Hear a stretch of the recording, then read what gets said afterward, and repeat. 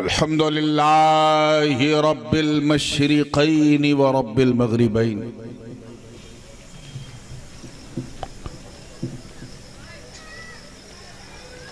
الحمد لله الذي خلق الكونين والصلاة والسلام على سيدنا ومولانا ومأوانا وملجأنا وذخرنا وفخرنا ونبينا ورسولنا وحبيبنا ومحبوبنا وقائدنا وقدوتنا وكريمنا ورحيمنا وشفيعنا يوم العرض على الله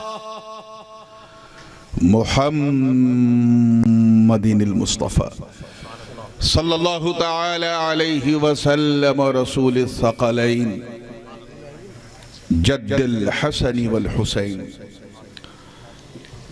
وعلى آله وصحبه الذين جاهدوا في سبيل الله تعالى بكل معركة لا سيما بكربلاء وببدر وحنين. أما بعد فأعوذ بالله من الشيطان الرجيم. بسم الله الرحمن الرحيم.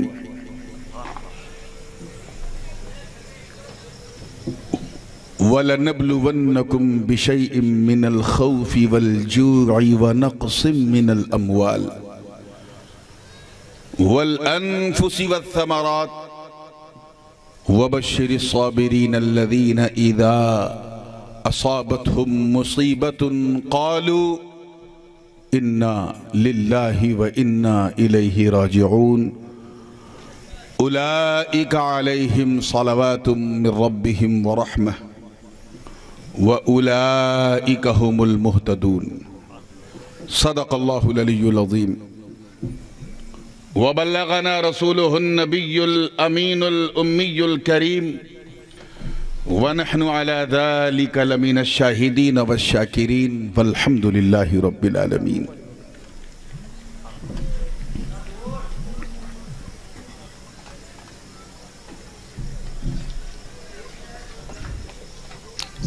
ایک عرصے کے بعد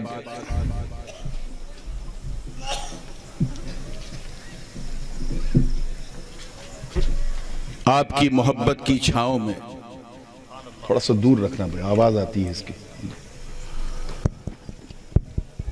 یعنی آپ کے اس خوبصورت اور انتہائی روحانی گاؤں میں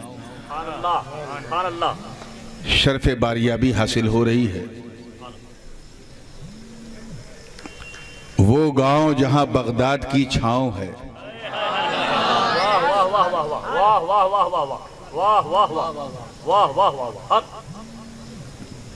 جہاں پیر پیراں میر میراں شاہ جیلاں قندیل نورانی محبوب سبحانی قطب سمدانی شاہباز لامکانی جدنا محی الدین ابو محمد عبد القادر جیلانی رضی المولا عنہ ورضاہ عنا وعنی کی خوبصورت یادگار ہے.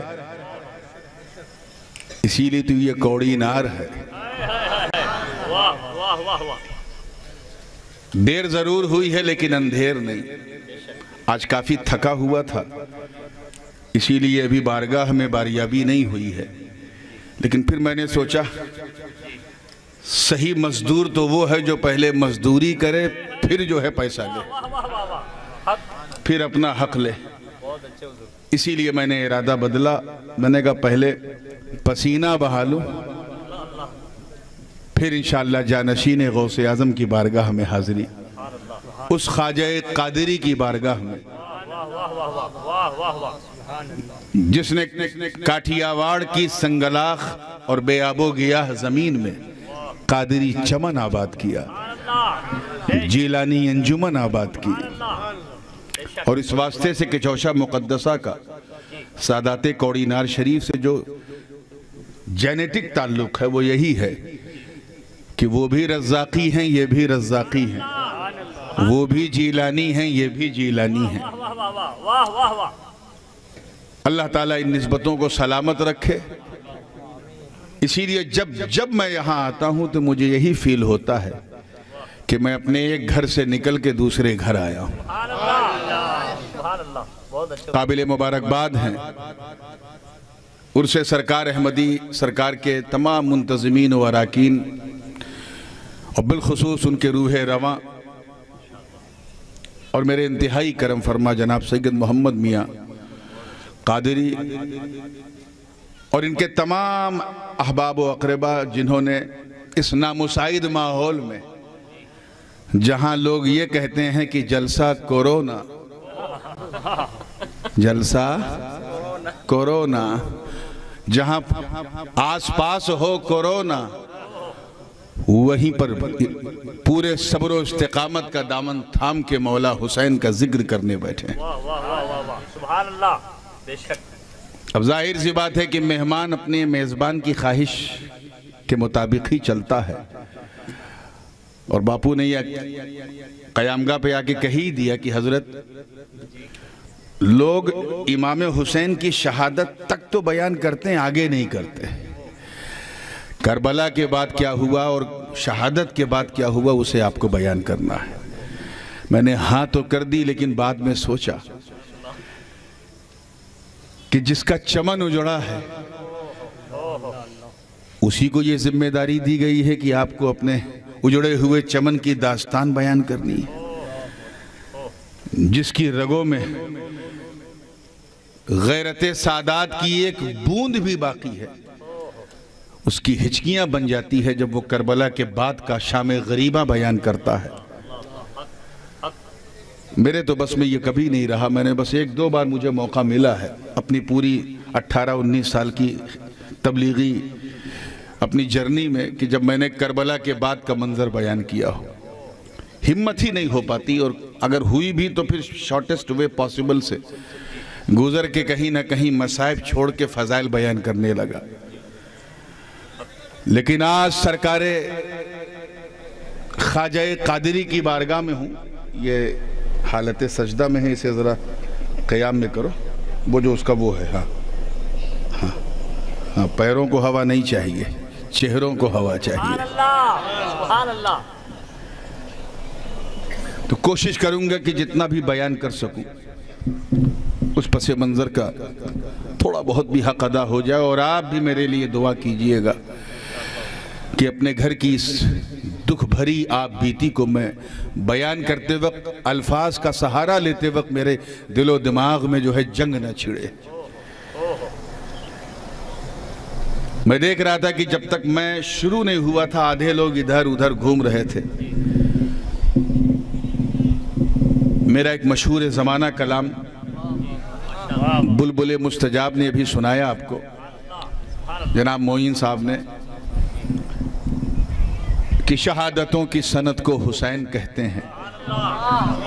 یہ سنا نا آپ نے، لیکن کیسے سنا وہ میں دیکھ رہا تھا، مجھے بڑا افسوس ہو رہا تھا کہ آپ کس طرح سن رہے تھے۔ بہرکیف میں علی کے بابا کی شان میں، وہ علی جن کے در کے گدا ہیں ولی، جو تاجدار کرامت بھی ہے، شاہباز ولایت بھی ہے، تمام سیدوں کے دادا ہیں، فضیلتوں میں بہت زیادہ ہیں، اس خیبر شکن شاہ زمن، آفتاب نبوت کی دلکش کرن، ابو الحسن سیدنا علی بن ابی طالب کرم اللہ وجہ کی بارگاہ میں ایک منقبت، اور وہیں سے میں سلسلہ شروع کروں گا۔ مجھے یہ دیکھ کے باپو بہت خوشی ہو رہی ہے کہ امام حسن کے بچوں کے گاؤں میں امام حسین کا ذکر ہے، اور وہ بھی پورے حسینی رنگ اور ترنگ کے ساتھ۔ میرا وجدان کہتا ہے کہ آج دونوں کی روحانیت جو ہے وہ اس جلسے کی سرپرستی فرما رہی ہوگی۔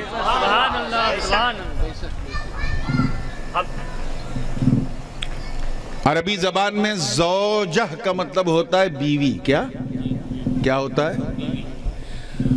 اب اگر ہاں یہ تائے تانیس ہٹا دی جائے، صرف زوج، آؤ بابو ماشاءاللہ، زوج کر دیا جائے، زوجہ نہ کیا جائے، تو پھر اس کا مطلب شوہر ہوتا ہے۔ کیا؟ پتی۔ تو زوج کا مطلب پتی، اور زوجہ کا مطلب بولیے، یہ جب تک سمجھے نہیں ہیں میرا ایک بھی شعر نہیں سمجھ میں آئے گا. تو زوجہ کا مطلب پتنی، زوج کا مطلب پتی.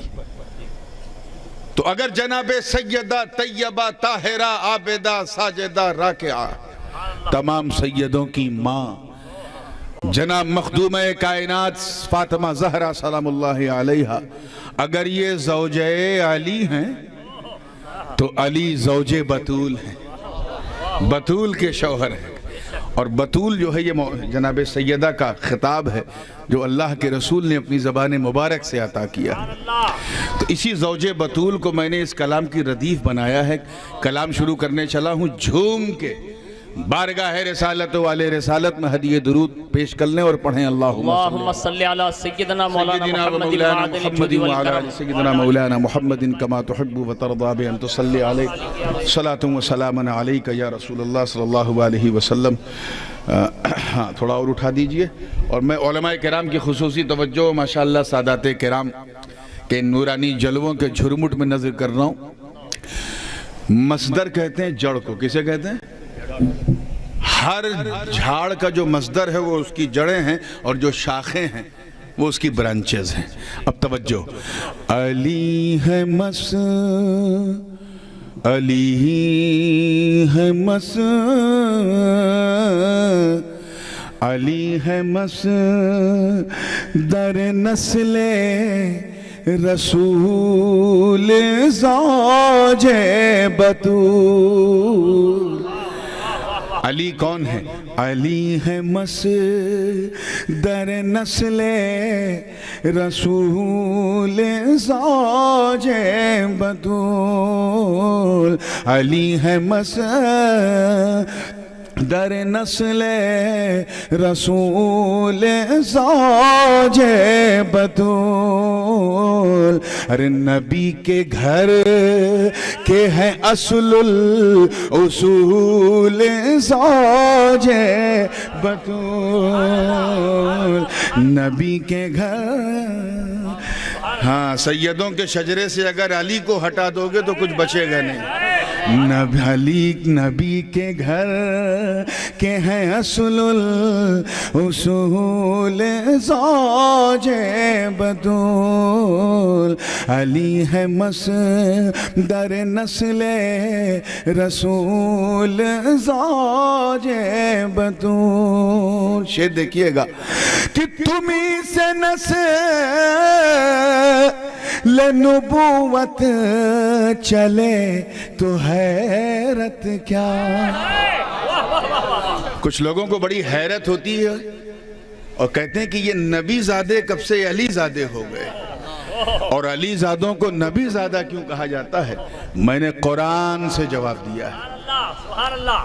جن لوگوں نے مباہلے کا وہ منظر سنا ہے بزرگوں سے کہ جب نجران کے عیسائیوں سے مباہلہ ہوا اور یہ ہوا کہ تم اپنے مردوں کو لاؤ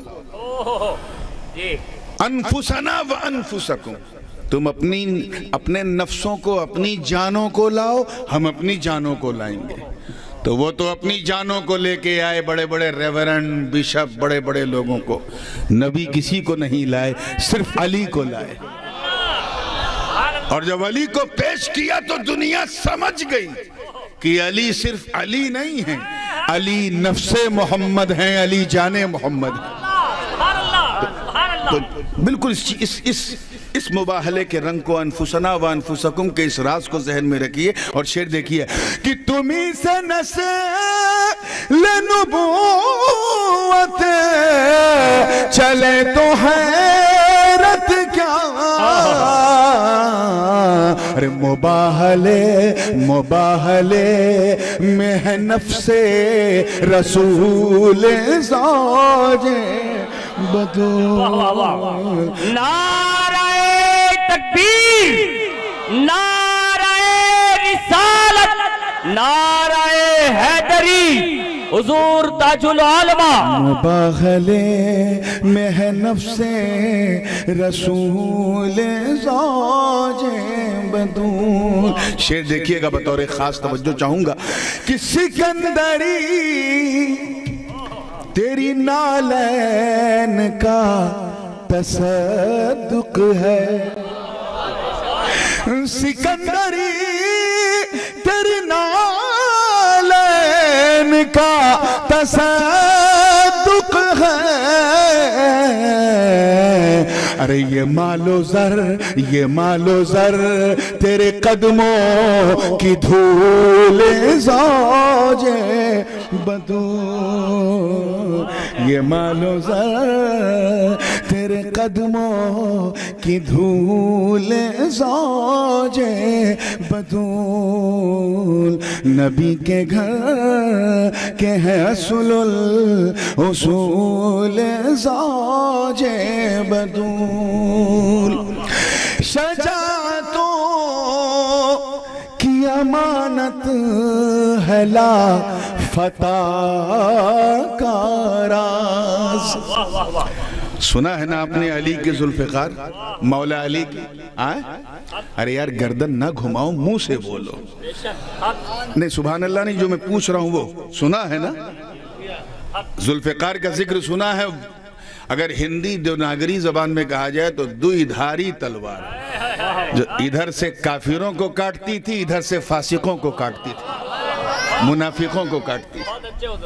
ذوالفقار حیدری کوئی معمولی تلوار نہیں تھی، وہ تلوار تھی جو لاہوتی فضاؤں سے گزری، ملکوتی بزموں سے گزری، فرشتوں کے مقدس ہاتھوں نے جسے سیقل کیا، حور و غلمہ نے جس کے قبضے کو سجایا، ارے غدیر کی پہاڑی پہ جو لہرائی، دستے علی سے ٹکرائی، آواز آئی لا فتح الا علی لا سیف الا ذوالفقار، نہ علی جیسا کوئی جوان ہے نہ ذوالفقار جیسی کوئی تلوار ہے۔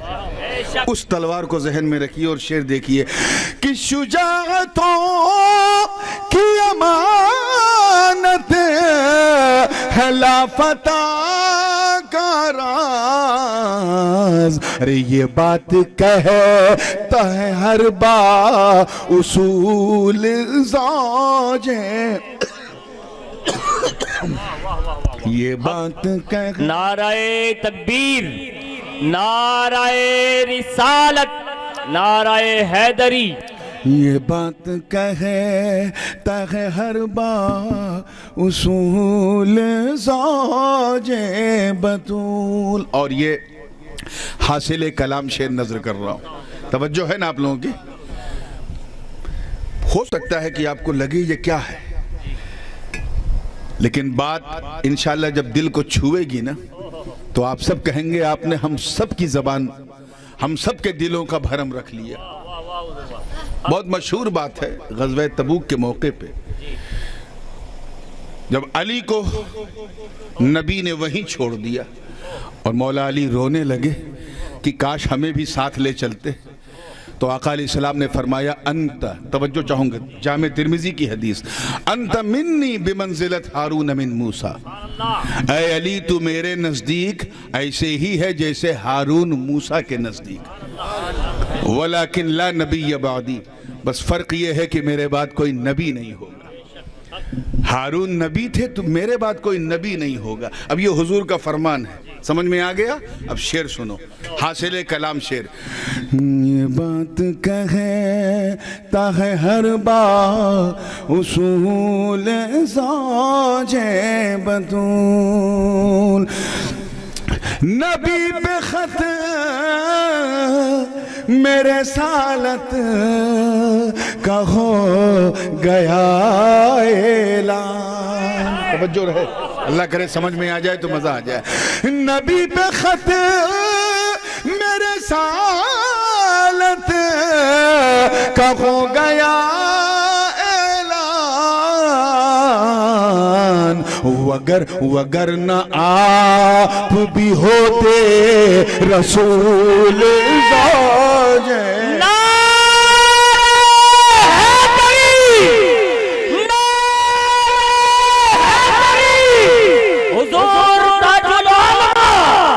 پھر سنیے گا، نبی پہ خط میرے سالت کا ہو گیا اعلان، نبی پہ خط میرے سالت کا ہو گیا اعلان، وگرنہ آپ بھی ہوتے رسول زوج بطول، وگرنہ آپ بھی ہوتے رسول زوج بطول۔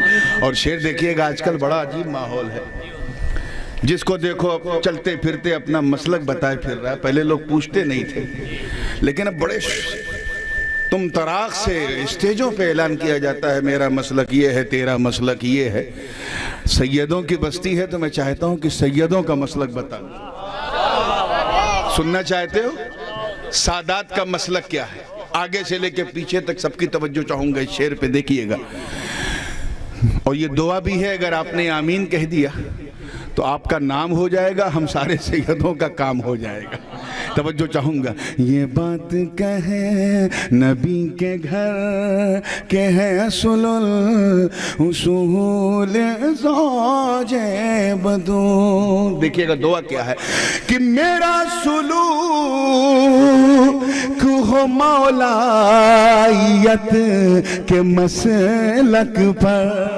ذرا زور سے ایسا کہو کہ لگے کہ کوڑی نار شریف میں یہ شعر پڑھا جا رہا ہے۔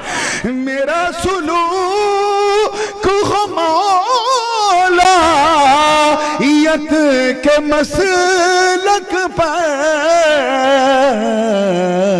ارے یہ عاجزہ نہ دعا ہو قبول زوج بدو، یہ عاجزہ نہ دعا ہو قبول زوج بدو۔ مولا علی کی شان دیکھیں، پیدائش، جنم، ولادت ہوئی اللہ کے گھر میں، کہاں؟ کعبۃ اللہ میں، اور ضرب شہادت جو لگا وہ بھی اللہ کے گھر میں۔ خانہ کعبہ کا غلاف سیاہ ہے، اس پر خوب لوگوں نے کہنے کی کوشش کی ہے۔ محدث اعظم نے تو ایسا کہا کہ قلم توڑ دیا۔ محدث اعظم فرماتے ہیں کہ محبوب کی فرقت میں یہ غم کی نشانی ہے، محبوب کی فرقت میں یہ غم کی نشانی ہے، بے وجہ نہیں سید کعبہ کی سیاہ پوشی۔ یعنی کعبہ پہ جو سیاہ غلاف، کالا غلاف لگاتی ہے بلا وجہ نہیں ہے، لیکن میں نے ذرا حیدری تیور میں کہا ہے۔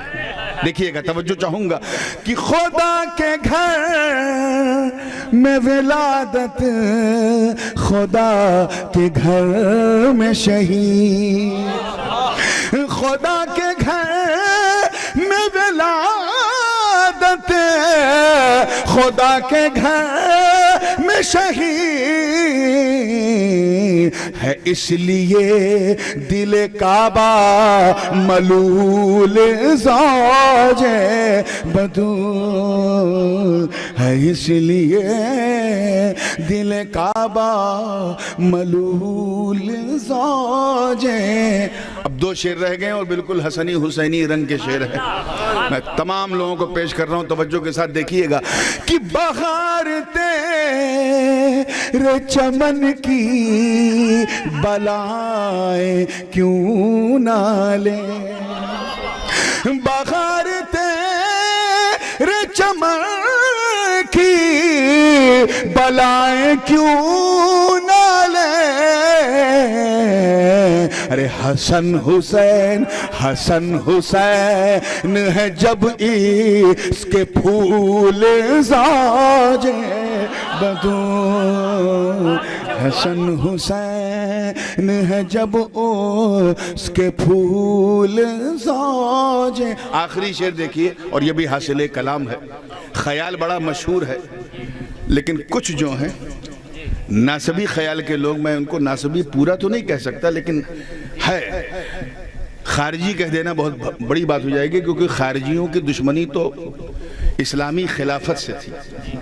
خارجی جو پیدا ہوئے وہ سیدوں کے مقابلے میں نہیں پیدا ہوئے تھے، وہ اسلامی خلافت کے مقابلے میں، اور انہوں نے خارجیوں نے میٹنگ کر کے یہ طے کیا کہ مولا علی کو بھی شہید کر دو، جناب معاویہ کو بھی شہید کر دو، عمرو بن عاص کو بھی شہید کر دو، ان کو ختم کر دو اور ہماری حکومت ہو جائے گی۔ یہ تھی خارجی آئیڈیالوجی۔ لیکن ایک فرقہ ہے ناسبی، کون سا؟ ہاں اس کو سنو ذرا سا، کیونکہ بہت سے لوگ ناصبی کو بھی خارجی کہہ دیتے ہیں۔ ان کا ایک ہی پرابلم تھا، یہ سیدوں سے ان کو عجیب سی چڑ تھی، کچھ بھی ہو سیدوں کو کچھ نہ ملے۔ اسی لیے یزید کے گروہ میں خارجی گنے چنے تھے، ناصبی بھرے پڑے تھے۔ 22,000 کے لشکر جرار میں کم سے کم 21,000 ناصبی تھے، جن کو سیدوں سے چڑ، جلن۔ تو وہ ایسے ابو جراثیم آج بھی ہیں انڈیا، پاکستان، بنگلہ دیش میں، وہ ناصبیت کا ان کو نہیں سمجھ میں آتا کہ حضرت بیدم شاہ وارسی نے یہ کیوں کہہ دیا کہ بیدم یہی تو 5 ہیں، یہی تو 5 ہیں مقصود کائنات، خیر النساء حسین و حسن مصطفیٰ علی۔ نہیں سمجھ میں آیا۔ میں نے بھی اسی خیال کو، اور آپ دیکھیں کسی شاعر کا کوئی خیال اگر کوئی شاعر لیتا ہے تو آج کل زمانہ باپو اتنا خراب ہے کہ شاعر کا نام تک نہیں بولتا، خیال چرا لیتا۔ کچھ لوگ تو مصرع ہی چرا لیتے ہیں۔ میں نے مصرع نہیں، صرف خیال لیا ہے، اور وہ بھی اتنی ایمانداری سے کہ شاعر کا نام بھی لکھا، کوٹ کیا ہے کہ کس شاعر کا یہ خیال ہے۔ آگے سے لے کے پیچھے تک توجہ چاہوں گا، مجھے یہ احساس دلائیے گا یہ شعر سن کے کہ میں اس چھوٹی بغداد میں شعر سنا رہا ہوں۔ توجہ ہے آپ لوگوں کی؟ شعر دیکھیے گا۔ علی ہے مصدر نسل رسول زوج بطول، دیکھیے گا توجہ رہے۔ بقول حضرت بیدم یہی ہے مقصد خلق، بقول حضرت بیدم یہی ہے مقصد خلق۔ کون؟ حسن حسین، حسن حسین رسول و بطول زوج بطول، حسن حسین۔ نعرہ تکبیر، نعرہ رسالت، خاندان اہل بیت، حسن حسین۔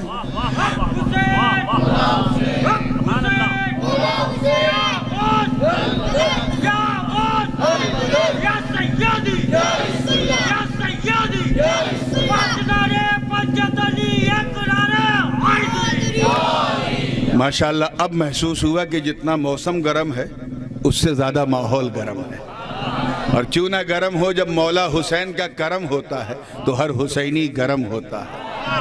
حسن حسین علی، حسن حسین رسول و بطول زوج بطول۔ مقطع سماعت کر لے۔ تحدیث نعمت ہے اور اظہار واقعی ہے۔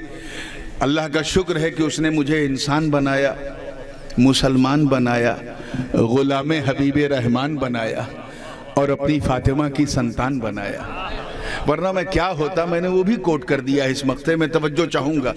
خار کہتے ہیں کاٹے کو، اور دیکھیے میں نے قافیہ کیا لیا ہے، جو لوگ شعر و سخن سے تعلق رکھتے ہیں لطف لیں گے۔ مقطع کا شعر ہے کہ علی ہے مصدر نسل رسول زوج بطول۔ توجہ کہ زخ نصیب ملی نور کو تیری خوشبو، اور زور سے، زخ نصیب ملی نور کو تیری خوشبو،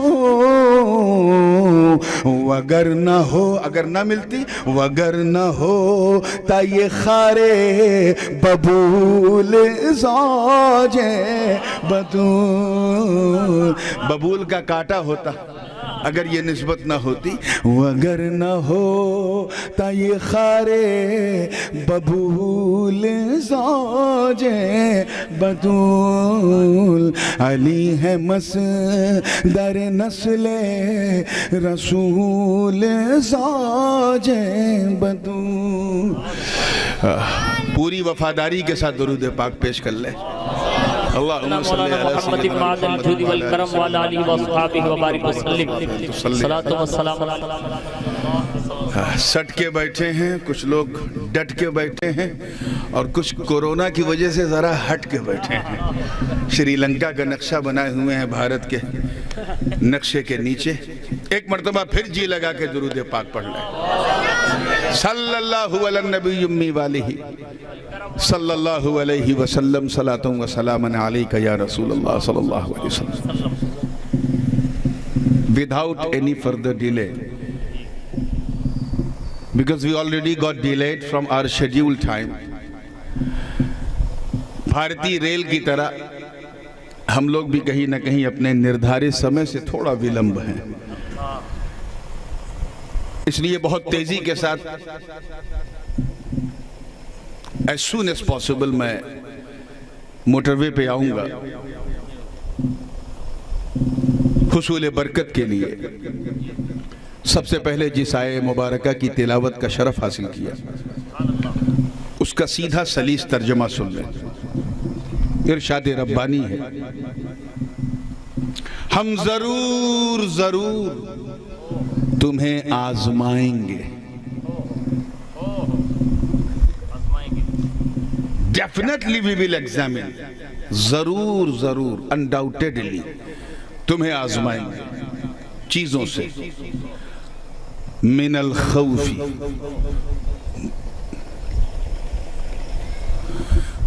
ڈرا کے تمہیں آزمائیں گے، بھے سے، خوف سے، فیئر سے. والجوع، تمہیں ہم بھوک سے آزمائیں گے، تمہاری پریکشا لیں گے. وَنَقْسٍ مِّنَ الْأَمْوَالِ، شارٹیج آف منی، تمہارا پیسہ کم کر کے یا ختم کر کے ہم تمہیں آزمائیں گے. والانفس، تمہاری جانوں سے بھی ہم تمہیں آزمائیں گے.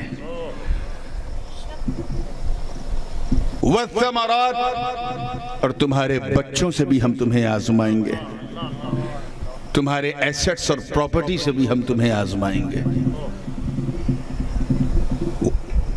اور اگر آزمائش میں کامیاب ہو گئے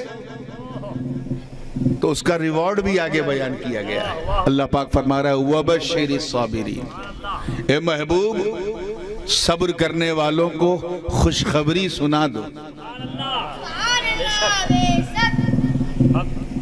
کون صبر کرنے والے؟ الَّذِينَ إِذَا اصابتہم مصیبت قالوا، وہ صبر والے جنہوں نے اس وقت صبر کیا جب ان پر کوئی مصیبت آئی. شکوہ نہیں کیا، شکایت نہیں کی، تانا زنی نہیں کی. قالوا، بلکہ کہا ہم اللہ کے ہیں اور اسی کی طرف لوٹنے والے. We belong to Allah Almighty and we will return on to Allah Almighty. گھر جا رہے ہیں کیا آپ؟ اور یہ وہی لوگ ہیں جن کے بارے میں آگے فرمایا اولئک علیہم صلوات من ربہم ورحمہ. یہ وہی لوگ ہیں جن کے لیے ان کی رب کی طرف سے رحمتیں ہیں، برکتیں ہیں. اور یہ وہی لوگ ہیں جو ہدایت یافتہ ہیں، کامیاب ہیں.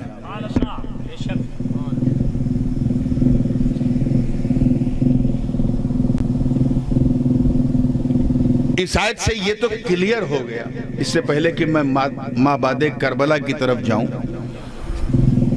اور تھوڑے سے حوصلے سے کچھ کوشش کر کے بیان کر سکوں، اس کا یہ پس منظر جاننا ضروری ہے. یہ ایک دم کلیئر ہو گیا کہ یہ دنیا انٹرٹینمنٹ کی جگہ نہیں، امتحان گاہ ہے، پریکشالے ہے. ایگزامینیشن ہال کے جو حالات ہوتے ہیں نا وہ اس دنیا کے ہیں. ہم سب کو امتحان دینا ہے. آج کل بھی لوگ دے رہے ہیں، کچھ نیٹ کا دے رہے ہیں، کچھ ریڈ کا دے رہے ہیں. دے رہے ہیں کہ نہیں؟ پیپر ورک والا امتحان. ہماری آزمائش ہوتی رہتی ہے، اللہ پاک ہمیں آزماتا رہتا ہے.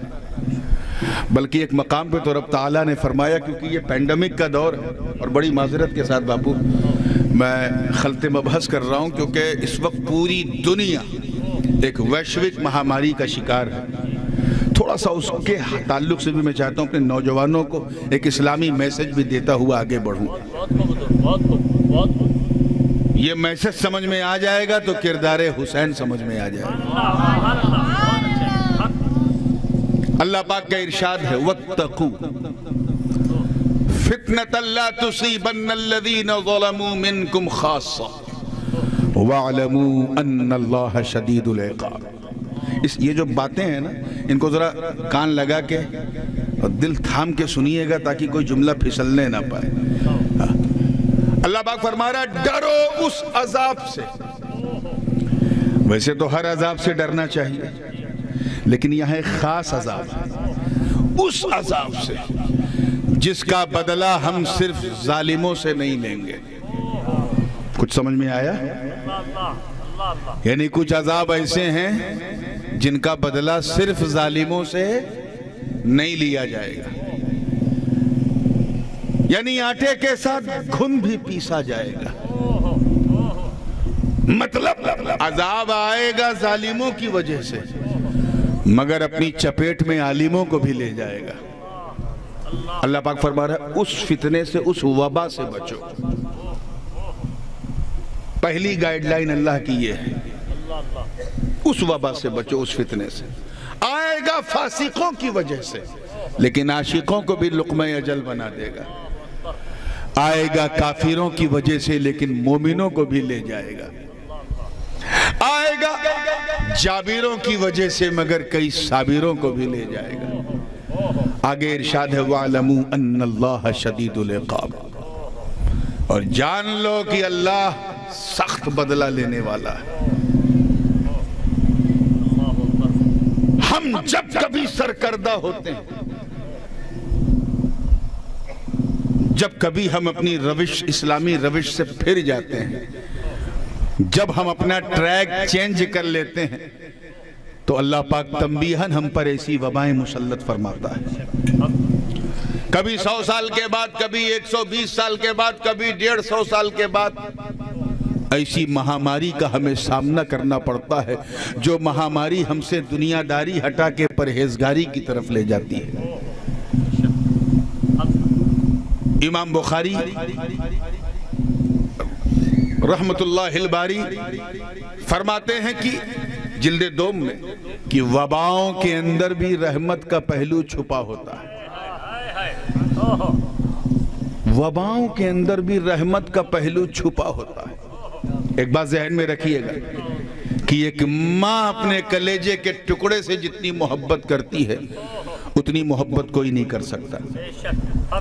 اسی لیے ہمارا معاشرہ ماں کی محبت کو محبت نہیں ممتا کہتا ہے.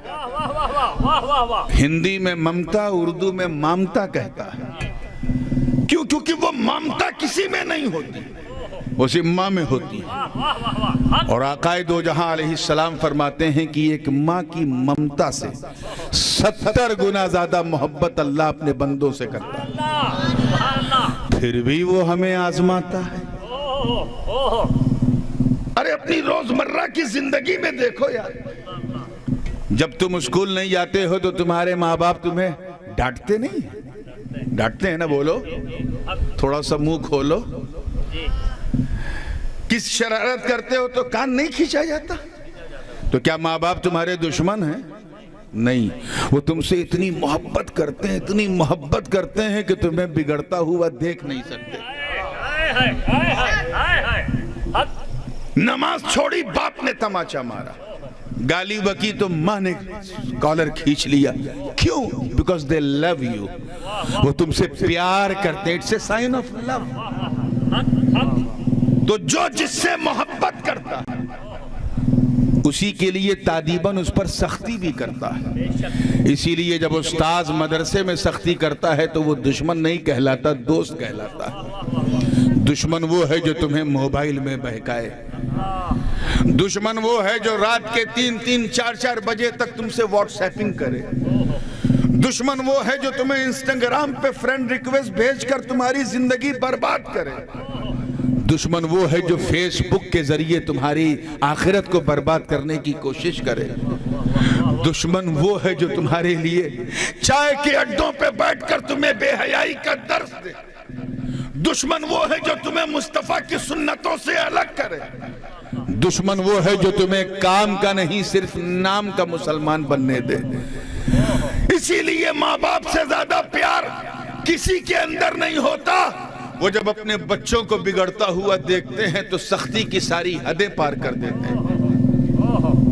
ہمیں جب ماں باپ کا یہ حال، توجہ، کہ ذرا سی شیطانی، ذرا سی مستی، ذرا سی بےہودگی، ذرا سی شرارت پر وہ ہم پر سختی کرتے ہیں کیونکہ ان کی محبت کا تقاضا، تو پھر وہ مولا جو ماں باپ سے 70 گنا زیادہ محبت کرتا ہے، اگر وہ ہم کو ہمیں آزمائے تو حیرت کیا ہے.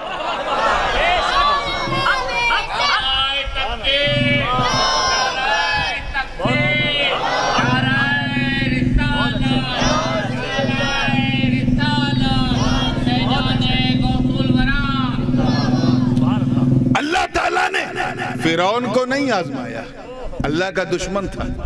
نمرود کو نہیں آزمایا، ابراہیم خلیل اللہ کو آزمایا. فرعون کو نہیں آزمایا، موسیٰ کلیم اللہ کو آزمایا.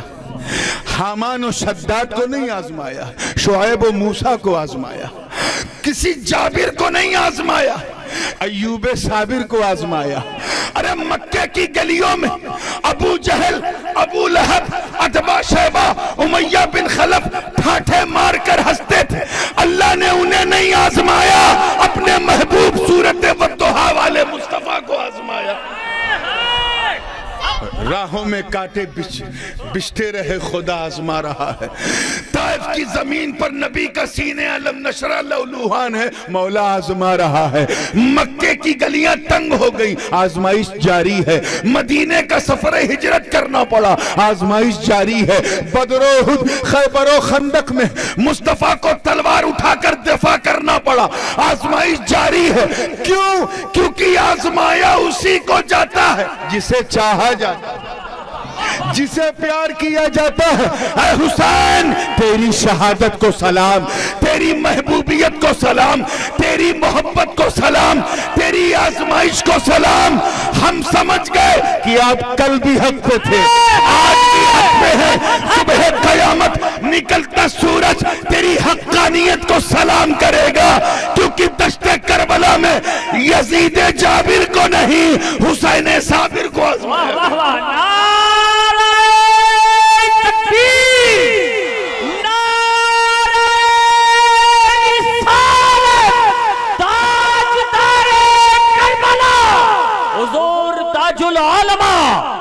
تو بات کہیں سے کہیں نکل جائے گی، میں بیچ بیچ میں حسینی ڈوز بھی آپ کو دیتا رہوں گا. پھر آئیے وہیں کہ وباؤں میں رحمت کا پہلو چھپا ہوتا ہے. امام بخاری نے فرمایا، بلکہ ابن حجر اسقلانی نے تو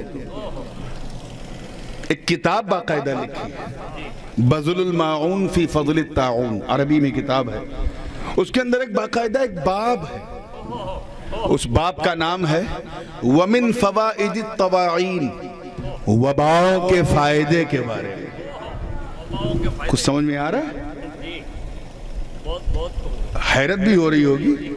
نقصان تو ہم جانتے ہیں، کتنے گھروں کا چراغ بجھ گیا اس کووڈ-19 میں. بوڑھے تو بوڑھے، کتنے جوان چلے گئے، کتنی مائیں بے سہارا ہو گئیں، کتنی عورتیں بیوہ ہو گئیں، کتنے بچے یتیم ہو گئے، لقمہ اجل بن گئے. اجل کا کاری زخم ان کے سینے پہ لگ گیا. کتنوں کے کاروبار تہس نہس ہو گئے، کتنے برسر روزگار بے روزگار ہو گئے. نقصان، کتنے ایئرپورٹ بند ہو گئے، کتنے ملک کرائسس میں آ گئے. ہمارا ملک تو پہلے ہی سے کرائسس میں تھا، جی ڈی پی کا برا حال تھا. اب تو اور ہو گیا کہ سوائے انا للہ و انا الیہ راجعون پڑھنے کے کچھ بچا نہیں. لیکن نقصان دکھ رہا، فائدہ کہاں؟ اللہ پاک کا کوئی عمل حکمت سے خالی نہیں، وہ اپنے بندوں سے محبت کرتا ہے. فائدہ بھی، اور یہ فائدہ مجھے تب سمجھ میں آیا جب میں نے ان کی کتاب کو دیکھا. آپ نے پہلا فائدہ بتایا اور ان فوائد کو دیکھیے اور دشت کربلا کو دیکھیے. پہلا فائدہ لکھا تقصیر العمل. توجہ رہے, آپ یہ نہ سوچئے گا کہ ہم تو کربلا سننے آئے تھے اور یہ کیا سنایا جا رہا ہے. اس وقت اس کی بہت سخت ضرورت ہے. تقصیر العمل یعنی یہ کووڈ-19 کا سب سے بڑا فائدہ یہ کہ دنیا سے امید کو کم کر دیتا ہے. وبائیں کیا کرتی ہیں؟ دنیا سے امید کم کر دیتی ہیں. اپنے سامنے 25 سال 30 سال کے نوجوانوں کا لاشا جب آئی سی یو میں ان کے تڑپتے ہوئے جسم اور سانسوں کے لیے ان کی بھٹکتی ہوئی آنکھیں جب دیکھتے ہیں تو دنیا سے امید کم ہو جاتی ہے.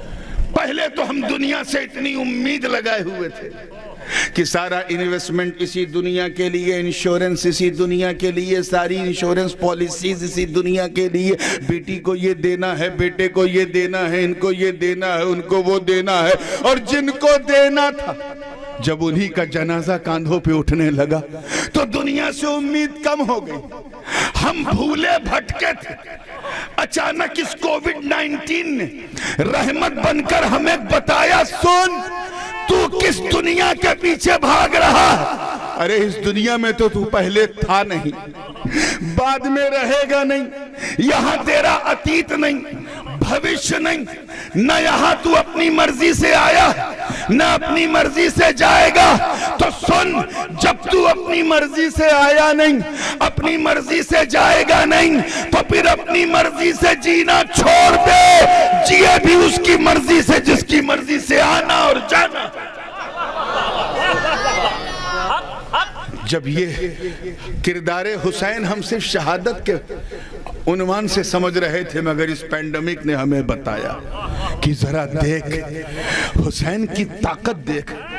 سب کچھ تھا, روکنے والوں نے مکے میں بھی روکا, راستے میں بھی روکا, مدینے میں بھی روکا, چلتے پھرتے بھی لوگوں نے روکا, مگر حسین کا قدم استقامت رکنے کا نام نہیں لے رہا ہے. کیوں؟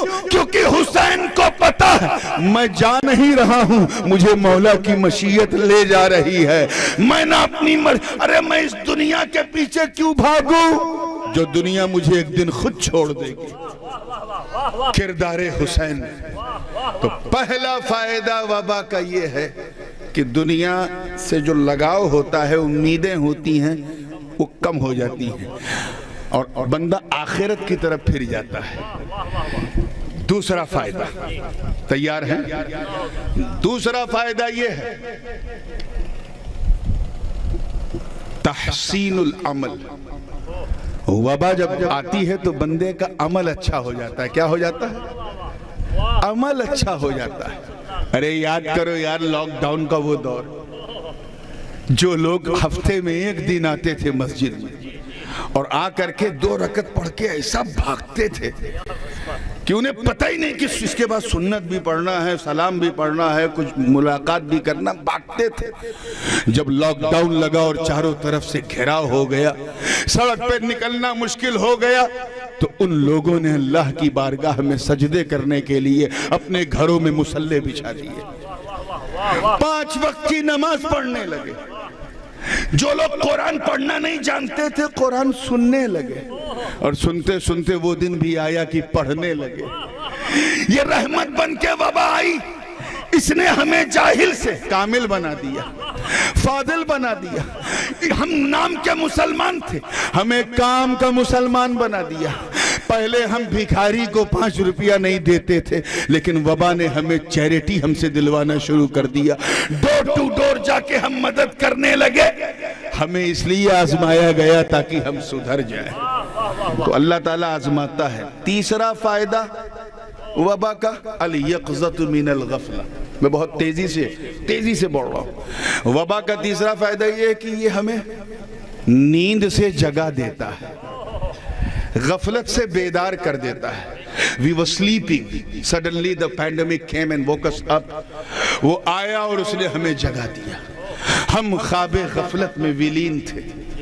ہم سمجھتے تھے کہ بس جو کچھ کرنا ہے اسی دنیا میں کرنا. ہم سپنا دیکھ رہے تھے. کیا دیکھ رہے تھے؟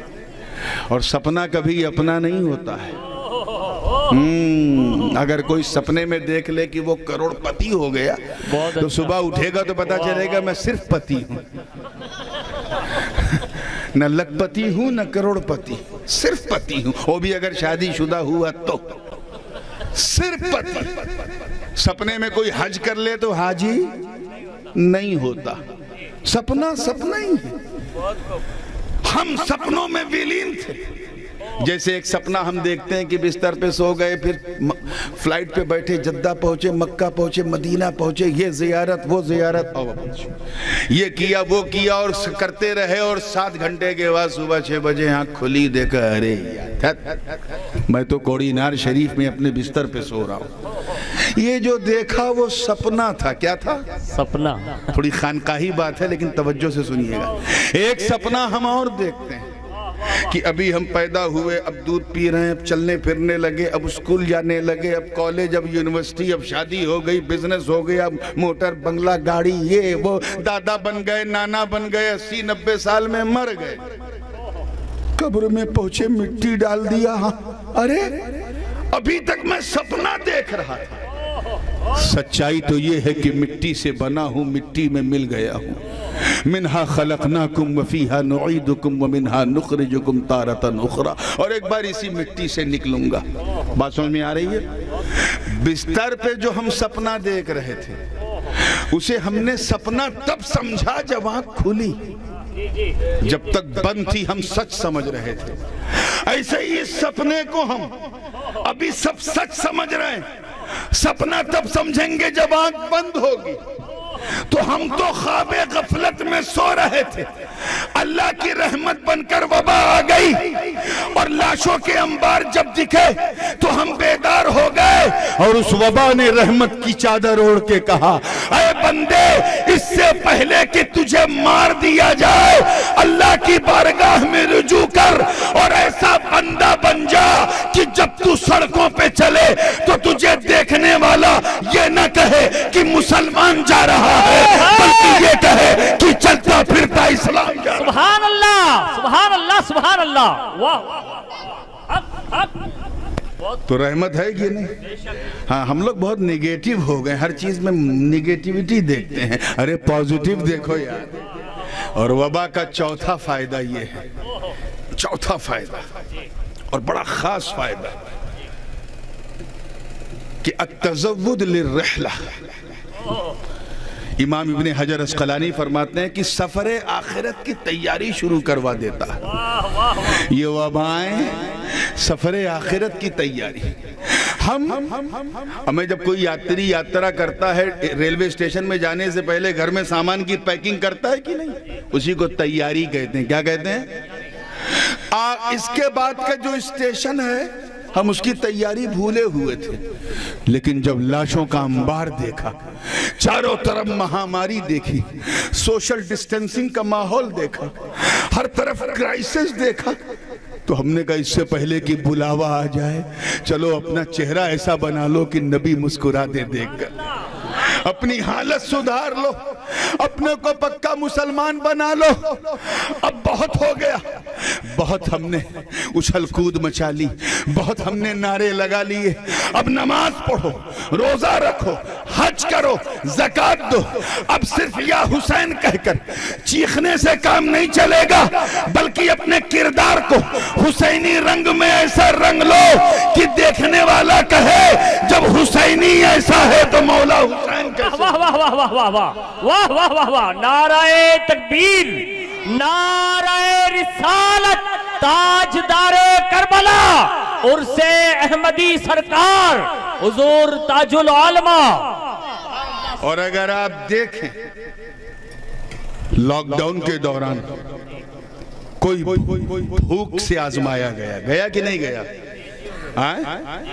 اسی لیے بہت سارے سماج سیوی سنستھاؤں نے جو ہے کٹیں دیا، کیونکہ ان کو پتا تھا کہ غلہ نہیں ہے۔ اسی پرکتک آپدہ کے زمانے میں کتنے لوگ ڈر سے آزمائے گئے، ڈر تھا نا تبھی تو ماسک لگاتے تھے، باہر نکلیں گے تو کیٹانو اندر چلا جائے گا، وائرس آ جائے گا، سانس لینے میں دقت ہو جائے گی، ڈر سے ہمیں آزمایا گیا۔ کچھ ڈر سے آزمائے گئے، کچھ بھوک سے آزمائے گئے۔ توجہ ہے؟ کچھ مال کی کمی سے آزمائے گئے. آپ دیکھیے جو لوگ 10-20 ہزار پر ڈے کماتے تھے 10-20-100 کمانا مشکل ہو گیا.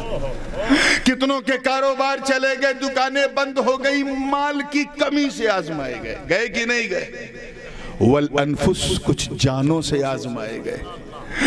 ان کے اپنوں کی جانیں چلی گئیں, خود ان کی جانیں چلی گئیں, اس سے آزمائے گئے. اور کچھ اپنے بچوں سے آزمائے گئے. حالات چاہے جیسے ہو, کبھی بچہ جوان ہو جاتا ہے, شادی ہو جاتی ہے, تو اس کے ذریعے بھی ماں باپ کی آزمائش ہوتی ہے. لیکن اس وبا نے تو ہمیں چھوٹے چھوٹے بچوں سے بھی آزمایا, جب ان نونہالوں کو ہم نے سانس کے لیے تڑپتا ہوا دیکھا. تاریخ گواہ, آزمائش ہمیشہ رہی. انبیاء کے ساتھ بھی رہی, اولیاء کے ساتھ بھی رہی, شہداء کے ساتھ بھی رہی, صدیقین کے ساتھ بھی رہی. حضرت آدم کو جنت سے دنیا میں بھیج کے آزمایا گیا, کامیاب ہوئے تو صفوت کا تاج رکھ دیا. حضرت نوح کو کشتی میں طوفان کے ذریعے آزمایا گیا, جودی کا ساحل ملا تو معراج ہو گئی. حضرت ایوب کو خارش سے آزمایا گیا, سکون ملا تو معراج ہو گئی. حضرت یونس کو مچھلی کے پیٹ میں آزمایا گیا, نجات ملی تو معراج ہو گئی. حضرت موسیٰ کو فرعون سے کے ذریعے آزمایا گیا, موسیٰ نے بنی اسرائیل کو نجات دلا دی. حضرت عیسیٰ کو اس وقت کے یہودیوں سے کے ذریعے ان کے ظلم کے سے آزمایا گیا, انہوں نے کامیابی حاصل کی. میرے نبی کو تو پل پل, گھڑی گھڑی, لحظہ لحظہ مکے میں آزمایا گیا, مدینے میں آزمایا گیا, بدر و احد, خیبر و خندق میں آزمایا گیا. کبھی کسی کو بھوک سے آزمایا گیا, کسی کو پیاس سے آزمایا گیا, کسی کو مال کی کمی سے آزمایا گیا, کسی کو جان سے آزمایا گیا, کسی کو بچوں کی قربانی سے.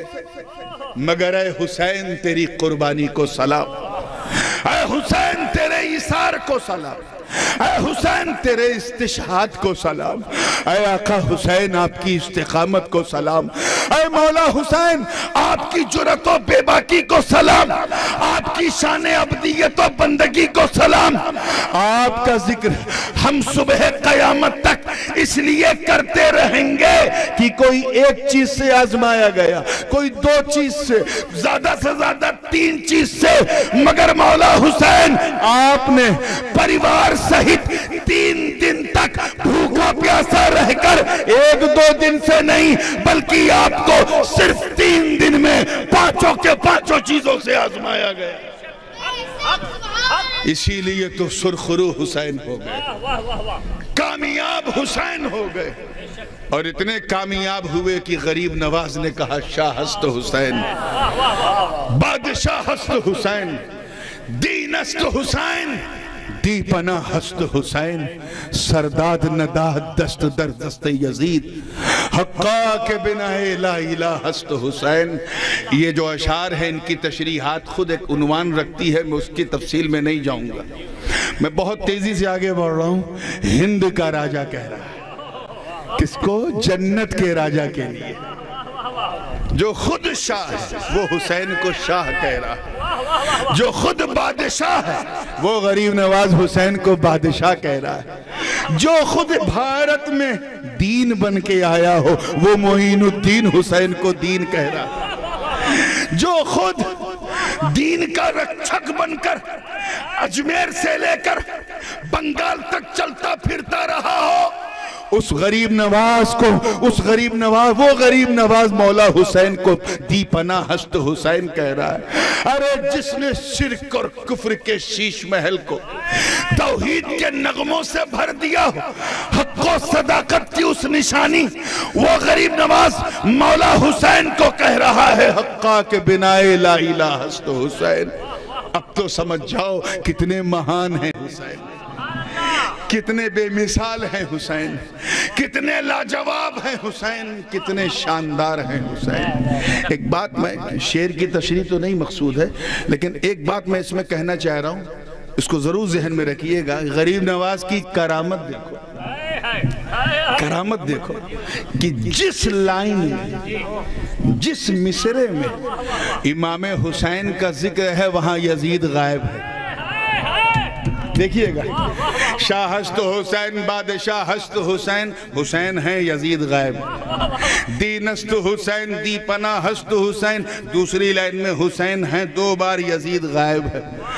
سرداد نداد دست در دست یزید سر دے دیا مگر ہاتھ نہیں دیا یزید کے ہاتھ میں.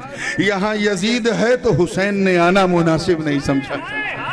اور حقہ کے بنائے لا الہ ہست حسین یہاں حسین کا نام ہے تو یزید زور سے بولو. اب ذرا دیکھیں کتنے لوگ کیچ کرنے بیٹھے ہیں.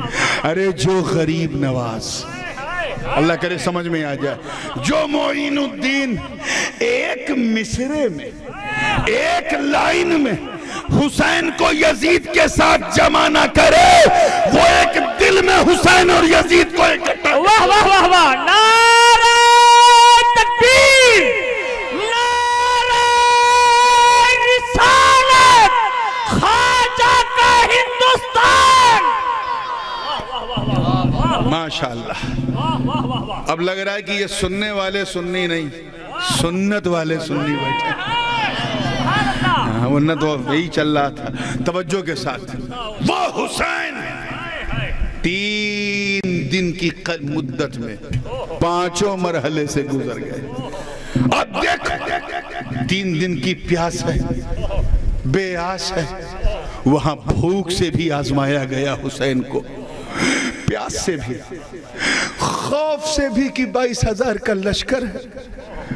مال کی کمی سے بھی مال تو چھوڑو پانی تک نہیں تھا. بچوں سے بھی جانوں سے بھی آزمایا گیا. ایک ایک کر کے آزمایا جا رہا ہے. ابن عمیر سے لے کے حبیب بن مظاہر ان سے لے کر کے حضرت حر الرماحی ان سے لے کر کے بنی اوشجا کے جوانوں اور برادران جابر اور برادران عباس در والوں کی جان لے لے کے آزمایا گیا. پھر نوبت آئی گھر والوں کی ان کی بھی جانیں لے کے حسین کو آزمایا گیا. آپ سنتے آ رہے دہرانا نہیں. قاسم کی جوانی لوٹ کے آزمایا گیا. علی اکبر کے لاشے کو تیغ کے حوالے کر کے آزمایا گیا. اور محبت کے بچپن کو چھین کے آزمایا گیا. حضرت عباس باوفا کی کہ ہاتھوں کو کاٹ کر حرملہ نے اپنے تیروں سے جو زخم پہنچایا اس زخم سے مولا عباس کو آزمایا گیا. رب کی بارگاہ میں سجدہ شکر ادا کرتے ہوئے آخری سجدہ کرتے ہوئے آقا حسین کو آزمایا گیا. جناب سجاد کو بیماری سے آزمایا گیا. حضرت شہربانو ام اعلیٰ کو سہاگ اجڑتے ہوئے آزمایا گیا. جناب سکینہ کو علتش اور پیاس کی صدا بلند کرتے ہوئے آزمایا گیا. حضرت علی اصغر کے بچپن کو چھینتے ہوئے آزمایا گیا. جناب شہزادے گلگ قبا کے چمن کو اجاڑ کے آزمایا گیا. ایک عجیب و غریب کیفیت تھی. اسی لیے تو دنیا حسین کی یاد کو مناتی ہے. اصحاب کہف کے واقعے کو قرآن نے عجیب کہا ہے. عجیب ان اصحاب الکہف والرقیم کانوا من آیاتنا عجبا. اللہ پاک فرما رہا ہے کہ اصحاب کہف اور رقیم جو ہیں وہ ہماری نشانیوں میں سے بڑی عجیب و غریب ہیں. لیکن آقا حسن بصری فرماتے ہیں رب عزت کی قسم جس کے قبضہ قدرت میں میری جان بے شک اصحاب کہف کا واقعہ عجیب ہے. مگر دشت کربلا میں جو حسین کے ساتھ ہوا وہ واقعہ کائنات ارض گیتی کا سب سے عجیب واقعہ. اور عجیب اس لیے کہ حسین پاورلیس نہیں پاورفل تھے. طاقت سے کم نہیں طاقتور تھے. مگر حسین نے کرامت نہیں استقامت دکھائی. استقامت دکھائی.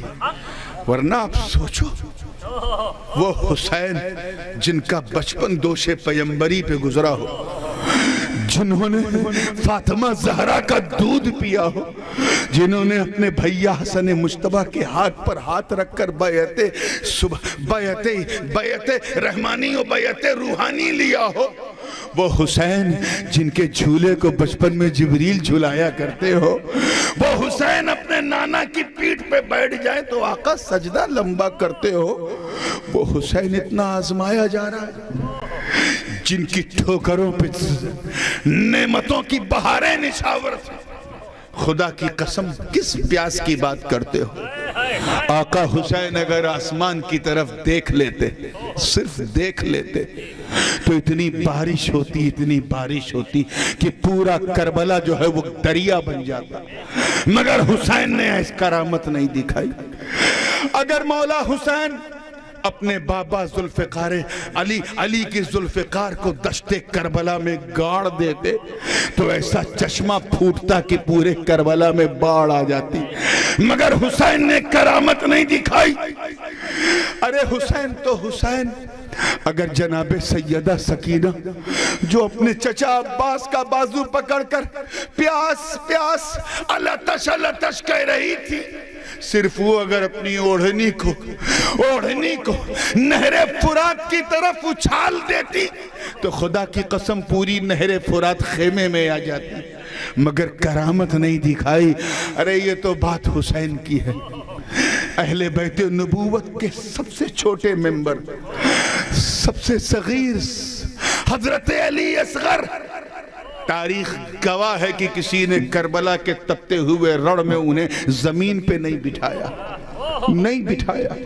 تم چاہے اہل سنت کی تاریخ پڑھو یا اہل تشیع کی پڑھو، یہاں تک کہ نواسب اور روافظ یا خوارج جس کی چاہو پڑھو، کسی نے نہیں لکھا کہ وہ نیچے تڑپتے ہوئے بیٹھے تھے۔ سب نے یہی کہا، چاہے ابن جریر ہوں یا ابن خلدون ہوں یا ابن ہشام ہوں، چاہے حضرت صدر الفاضل ہوں، سب نے لکھا کہ وہ تو گود میں تھے۔ کہاں؟ سب گود میں لیے تھے، کبھی بابا حسین کی گود میں، کبھی مولا عباس کی گود میں، کبھی حضرت شہربانوں کی گود میں، ام یعلا کی گود میں، کبھی بھائی بہن سکینہ، کبھی پھوپھی زینب کی گود میں، کبھی اپنے بابا کے مریدوں کی گود میں، کسی نے زمین پہ نہیں بیٹھایا۔ رات جب زیادہ ہو جاتی تھی، لوگ تھک جاتے تھے تو ایک کپڑا باندھا جاتا تھا دونوں طرف سے، اس کپڑے میں جناب علی اصغر کو جھولا بنا کے لٹا دیا جاتا تھا، زمین پہ کسی نے نہیں بیٹھایا۔ توجہ، کیوں؟ کیونکہ سب کو پتا تھا کہ یہ مصلحتوں بھری جنگ ہے، یہ حکمتوں کا وقت ہے، مصلحتوں کا وقت ہے، یہ ابھی صرف 6 ماہ کے ہیں، انہیں اس جنگ کی حکمتیں نہیں پتا، مصلحتیں نہیں پتا ہیں، یہاں کرامت نہیں استقامت دکھانا ہے۔ کہیں ایسا نہ ہو کہ اگر انہیں زمین پہ بٹھا دیا گیا اور وہیں سے بیٹھے بیٹھے یہ اگر اپنے بابا حسین کے سوکھے مرجھائے ہونٹوں کو دیکھ کر بے چین ہو گئے اور اسی بے چینی میں اپنے پاؤں کی ایڑی اگر دشت کربلا میں رگڑ دیتے تو اسماعیل کا پوتا ہے، کہیں دوسرا زمزم نہ جاری۔ واہ واہ واہ واہ، نعرہ تکبیر، نعرہ رسالت، خاندان پنجتن پاک۔ کرامت نہیں دکھائی۔ آپ ذرا خیال کریں، امام حسین کے بیٹے کے بیٹے کے بیٹے کے بیٹے کے بیٹے کے بیٹے کے بیٹے ہیں غریب نواز۔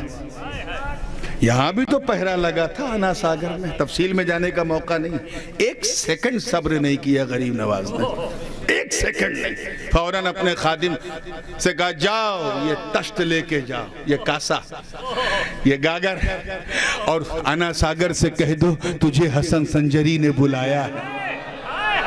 پورا ساگر میرے خواجہ کے گاگر میں آ گیا۔ اے آقا حسین، آپ نے ایسا کیوں نہیں کیا؟ آپ کے گھر کے بچے بغداد میں کرامت دکھائیں، اجمیر میں کرامت دکھائیں، کلیر میں کرامت دکھائیں، دہلی میں کرامت دکھائیں، کچھوچے میں کرامت دکھائیں، احمد آباد میں کرامت دکھائیں، کوڑی نار میں کرامت دکھائیں، آپ کے گھر والے کرامت دکھائیں، آقا حسین آپ نے کرامت کیوں نہیں دکھائی؟ میں اسی خیال میں الجھا تھا کہ رہنمائی ہوئی، آواز آئی کہاں سن، توجہ چاہوں گا، سن سن۔ تو یہ دیکھ رہا ہے نا کہ غریب نواز نے کرامت دکھائی، حسین نے نہیں دکھائی، وہ اس لیے کیونکہ دونوں کی ڈیوٹی الگ، مقصد ایک ہے، ٹارگٹ ایک ہے، ڈیوٹی الگ، اور اس ڈیوٹی میں چھپی ہوئی بیوٹی بھی الگ ہے، الگ ہے، دونوں کی ڈیوٹی الگ۔ غریب نواز، توجہ چاہوں گا آگے سے لے کے پیچھے تک، خواجہ غریب نواز بھارت میں اسلام بچانے نہیں پھیلانے کے لیے آئے تھے، توجہ چاہوں گا، کیا کس لیے آئے تھے؟ پھیلانے کے لیے، اور مولا حسین کربلا اسلام بچانے کے لیے آئے تھے، پھیلانے کے لیے چمتکار ضروری ہے، چمتکار ضروری ہے، اور بچانے کے لیے صبر و ایثار ضروری ہے، پھیلانے کے لیے کرامت ضروری ہے، کرامت جو خواجہ نے دکھا دی، اور بچانے کے لیے استقامت ضروری ہے جو جنت کے راجہ نے دکھا دی۔ واہ واہ واہ واہ واہ واہ واہ واہ واہ واہ واہ، حق حق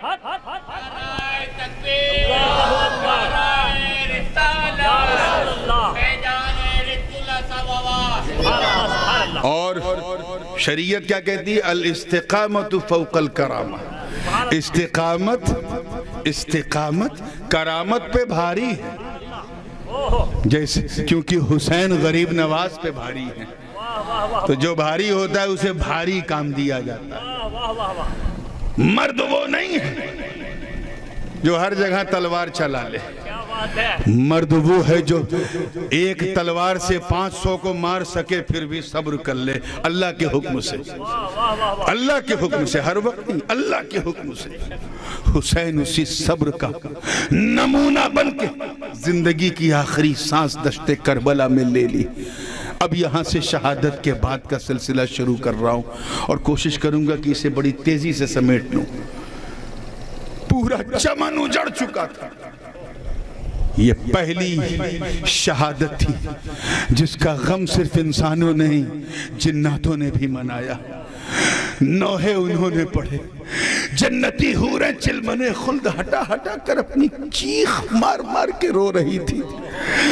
مورخ لکھتے ہیں، بلکہ ابن جریر وغیرہ نے لکھا ہے کہ آسمان تیز دھوپ میں بھی لال ہو گیا تھا، بلکہ سوانح کربلا میں خود دیگر بہت سارے مصنفین نے حمید بن مسلم جو اس وقت یزیدیوں کے خیمے میں تھے ان کے حوالے سے نقل کیا ہے، اور اس واقعے کو ابن جریر طبری نے بھی لکھا ہے کہ حالت یہ تھی کہ اس وقت جب حسین کے جسم سے خون کا پھوارہ نکلا تو بیت المقدس جہاں پر مسجد اقصی ہے، اسرائیل فلسطین، وہاں کا حال یہ تھا کہ جو پتھر اٹھایا جاتا تھا اس کے نیچے سے خون نکلتا تھا۔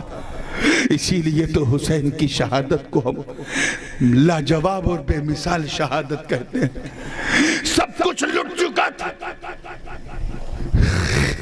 ساری کیفیتیں بدل چکی تھی، ہر طرف راہوں فوگاں کا ماحول تھا۔ ظالموں نے اس پر بھی بس نہ کی بلکہ نوکے نیزہ پر سر حسین کو بلند کر دیا، اور اس سے پہلے سارے لاشوں کو، جتنے بھی اہل بیت کے آوان و انصار کے لاشیں تھے ان سب کو اکٹھا کیا، اور ملعون عمرو بن سعد نے اس نے حکم دیا کہ اس پر گھوڑوں کی ٹاپوں سے انہیں رون دو۔ اللہ اکبر! وہ اہل بیت کے بچے جن کی ناز برداری جنتی حوریں کرنے کی منتظر ہو، فرشتوں کی نورانی جماعت جن پر درود پڑھتی ہو، چند سکوں کی لالچ میں یزیدی بھیڑیوں نے ان نونہالان اہل بیت کے لاشوں پہ اپنے گھوڑے دوڑا دیے۔ تھم کے سنیے گا، میں اسی لیے کبھی کربلا کے باغ کی داستان نہیں بیان کرتا، لیکن آج حکم ہوا ہے تو میں جتنا ہو سکے گا میں دھیرے دھیرے بیان کروں گا۔ حمید بن مسلم کی روایت ہے کہ اس دوران اس قدر قیامت پر قیامت کہ کیا بتایا جائے۔ چند سپاہی یزیدی بھیڑیوں کی شکل میں خیمے کے اندر داخل ہو گئے. اس خیمے میں جہاں سیدانیوں کا بسیرا تھا، وہ سیدانیاں جن کے گھر پر جبریل بھی بغیر دستک دیے نہیں آتے تھے، جن کے بارے میں استاذ زمن نے کہا تھا کہ بے اجازت جن کے گھر جبریل بھی آتے نہیں، قدر والے جانتے ہیں قدر و شان اہل بیت. خیمے کو جلا دیا گیا، سادات سیدانیوں کے سروں سے اوڑھنیوں کو کھینچ لیا گیا، اور جو شہداء تھے بے گور و کفن ان کے کپڑوں کو اتار کر کے ننگے جسم میں رکھ کر ان کے جسم پر، پیٹھ پر، پیٹ پر گھوڑوں کو دوڑا دیا گیا.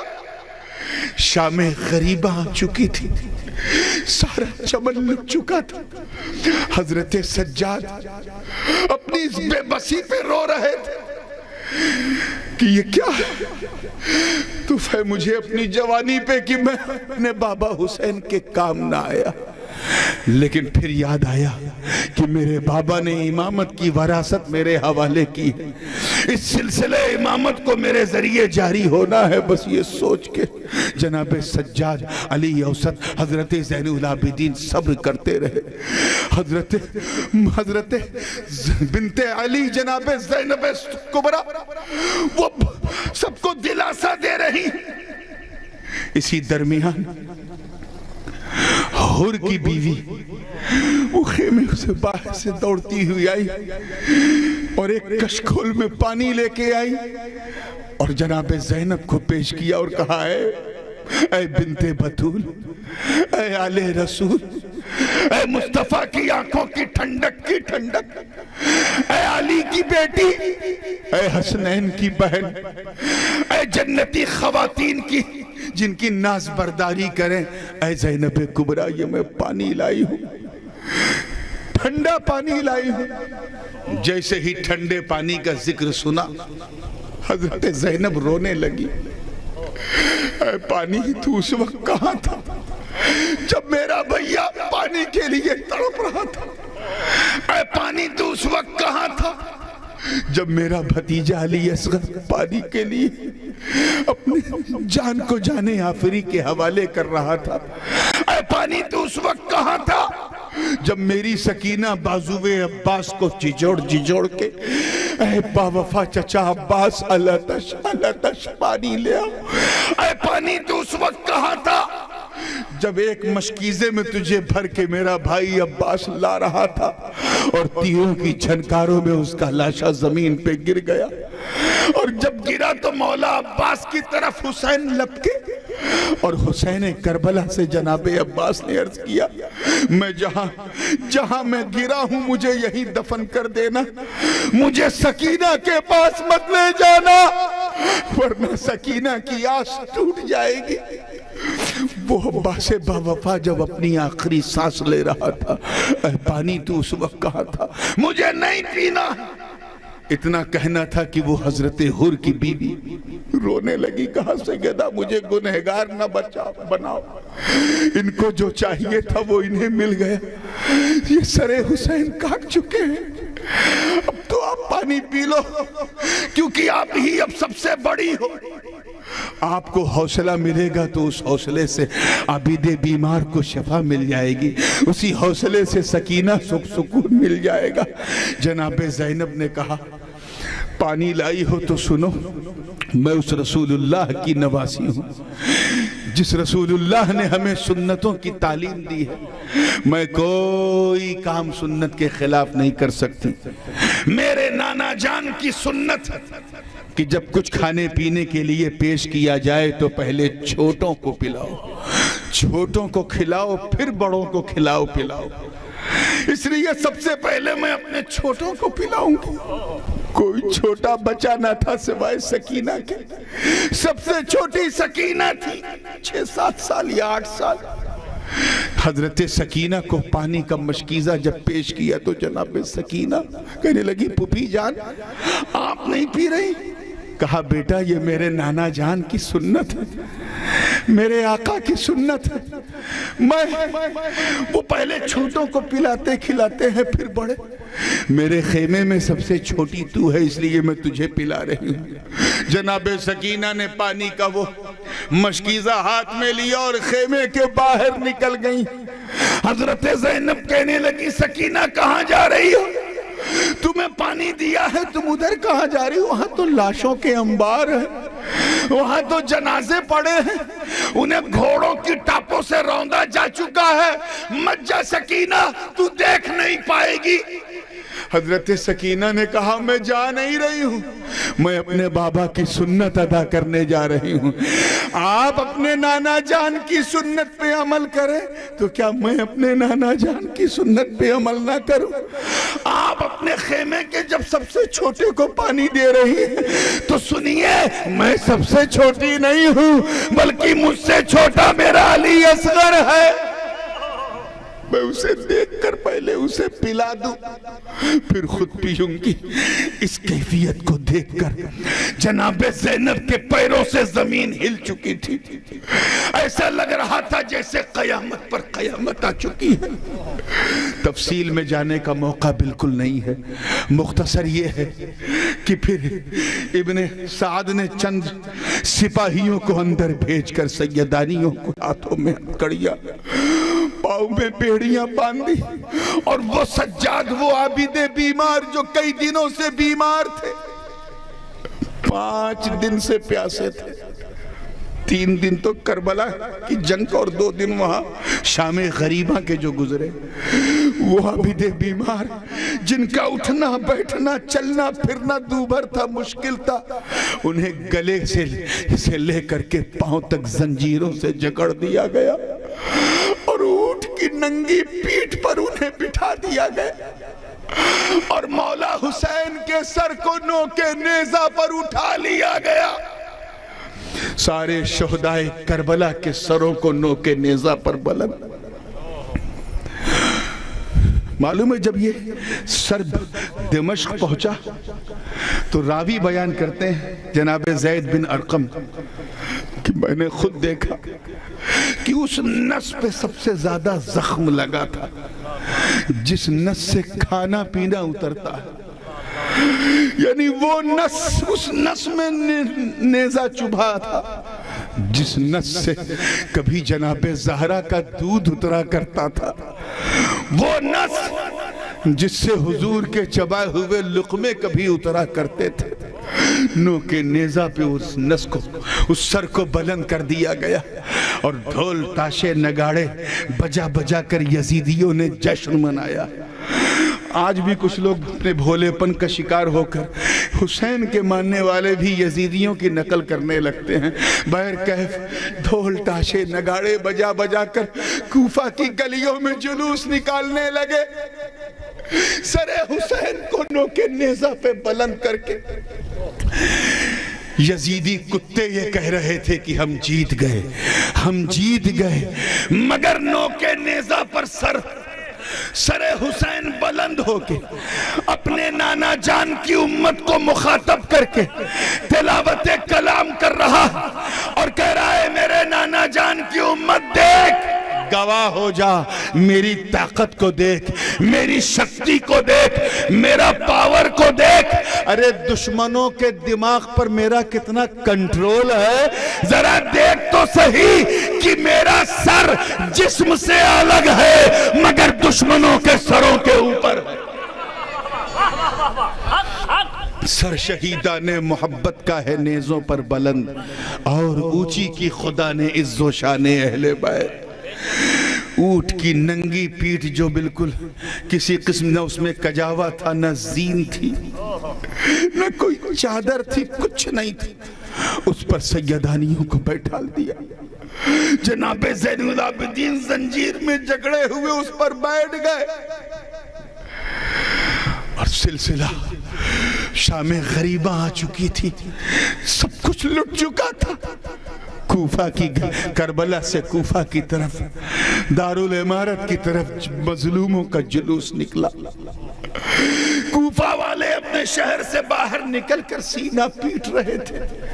اس منظر کو دیکھ کر علی کی بیٹی کو جلال آ گیا اور کہا ظالموں، یزید ابن معاویہ نے ہمیں نہیں قتل کیا ہے، ابن مرجانہ نے ہمیں نہیں قتل کیا ہے، ابن سعد نے ہمیں نہیں قتل کیا ہے، ابن اشعث نے یا حرملہ کے تیروں نے نہیں، ہم غریبان وطن کے قاتل تم ہو۔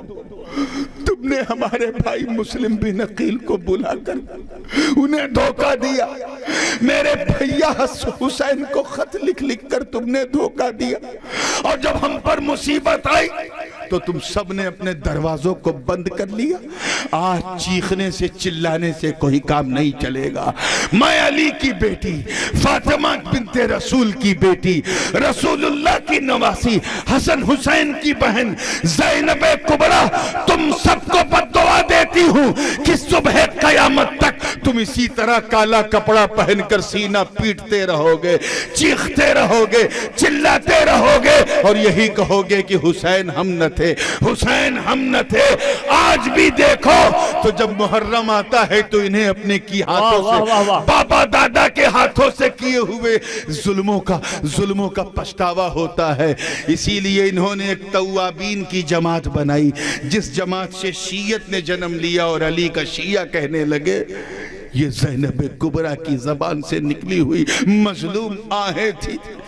آج دیکھ لو، سب سے زیادہ وہی چیختے ہیں جن کے بابا دادا کے خون، حسین اور حسینیوں کے خون، جن کے بابا دادا کے ہاتھ حسینیوں کے خون سے رنگے ہوئے ہیں۔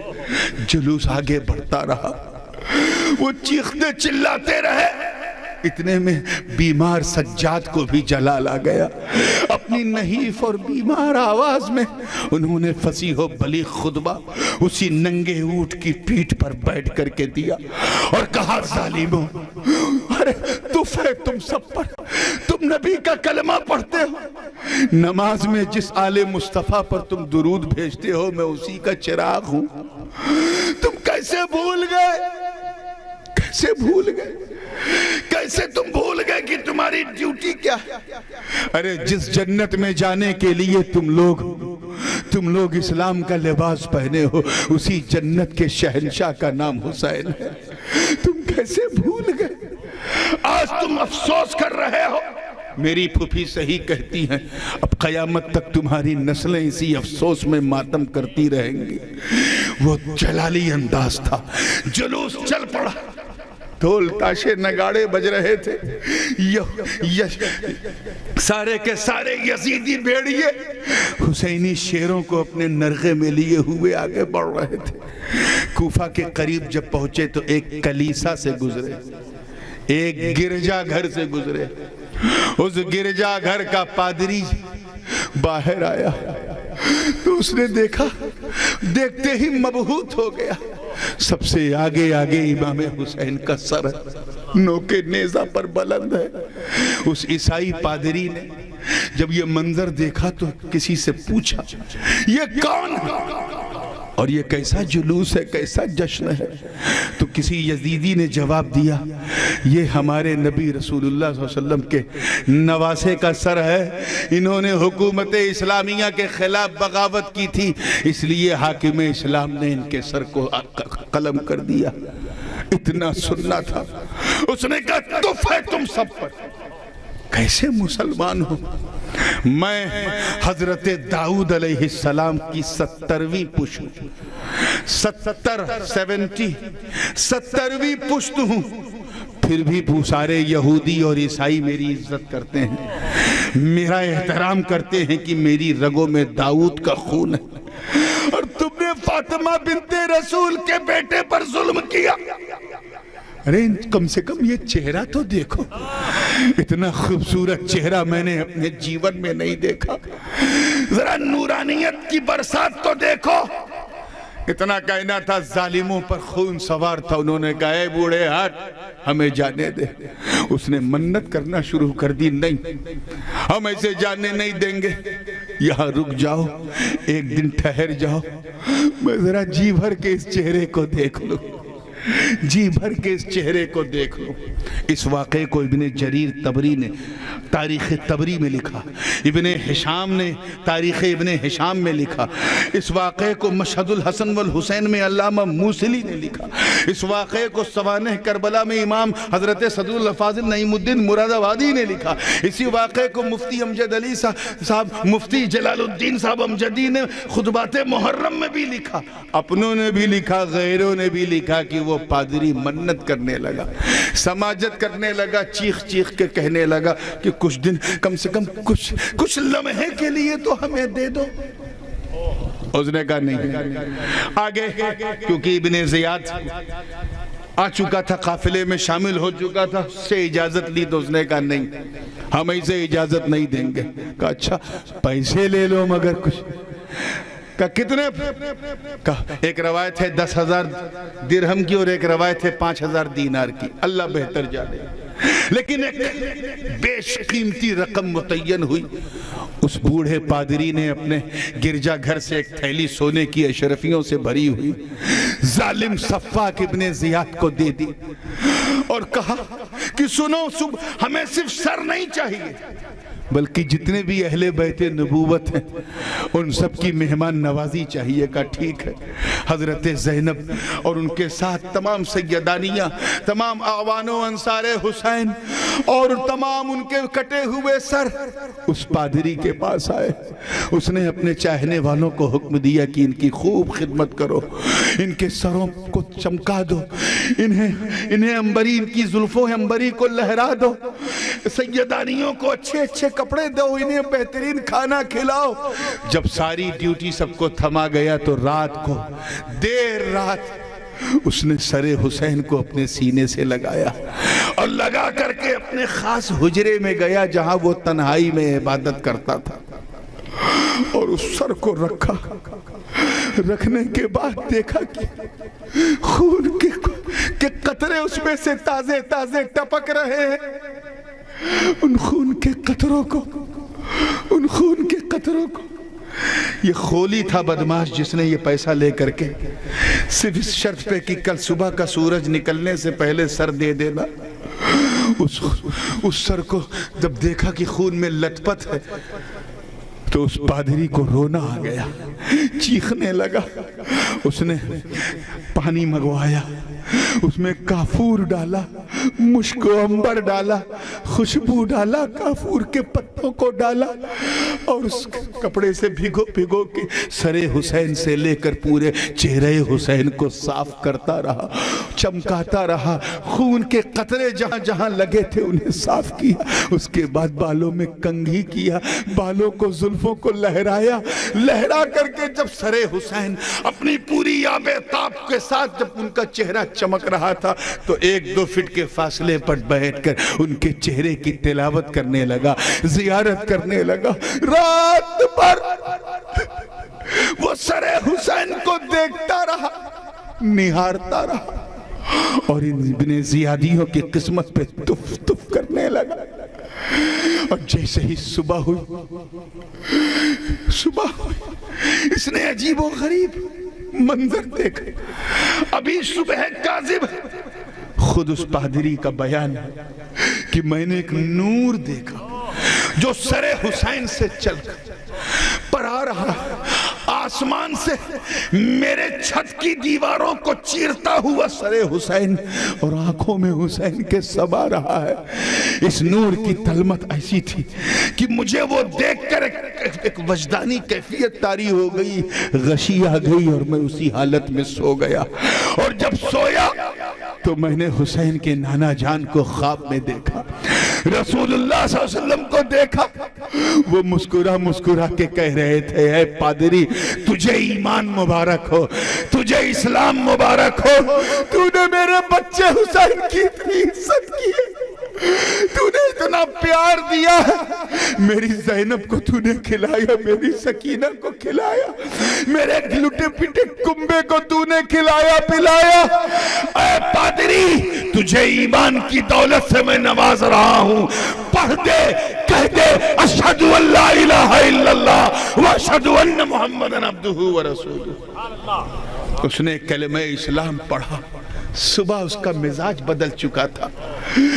جب دیکھا باہر نکلا تو اپنے گرجا گھر کے بائیں دیوار پہ، جو دابی سائیڈ میں دیوار تھی، اس پہ ایک لکھا ہوا شعر ملا. اس شعر کو اس نے پہلے دیکھا تھا، لیکن جب ابن زیاد کے قافلے والوں نے وہ شعر دیکھا تو ہل گئے. اس پہ لکھا تھا اترجو امت قتل الحسین شفاعت جدہ یوم الحساب. شاعر کہتا ہے کہ کیا تم اے امت مسلمہ کیا تم حسین کو قتل کر کے حسین کے دانہ سے میدان قیامت میں شفاعت کے امیدوار ہو؟ تمہارے ہاتھ حسین کے خون سے آلودہ ہیں اور پھر بھی تم حسین کے نانا کی شفاعت کی امید رکھتے ہو. یہ شعر پڑھتے ہوئے ابن زیاد کے جتنے سپاہی تھے چیخ پڑے اور کہا ہے یہ کیا بدتمیزی ہے، اے پادری تو نے یہ کیوں لکھا؟ اتنا کہنا تھا تب تک وہ پادری جس کا دل بدل چکا تھا، دماغ بدل چکا تھا، نور ایمان مل چکا تھا، وحدت کی تنویر کی رمجم میں وہ نہا رہا تھا، اس نے فرط عقیدت میں کہا سن، تو نے آج دیکھا ہے، میں نے سنا ہے کہ پچھلے 500 برسوں سے یہ شعر اسی دیوار پہ لکھا ہوا. قافلہ وہاں سے چلا، بے آب و گیا، لٹتا پٹتا، مہینوں کی مسافت طے کرتے کرتے جب دمشق کے دروازے پہ پہنچا، مالک اشتر بھی باہر آئے. ان کو دیکھ کر کے جناب سکینہ اور حضرت زینب نے کہا کہ جا کے ان یزیدیوں سے کہو کہ سر حسین کو تھوڑا ہم سے آگے لے جائے. بابا کے سر کو دیکھتی ہوں تو رونا آتا ہے، چیخنا آتا ہے. ہم نے بہت صبر کیا. پورا دمشق چراغاں تھا، سجایا گیا تھا، یزید کا تخت سجا ہوا تھا.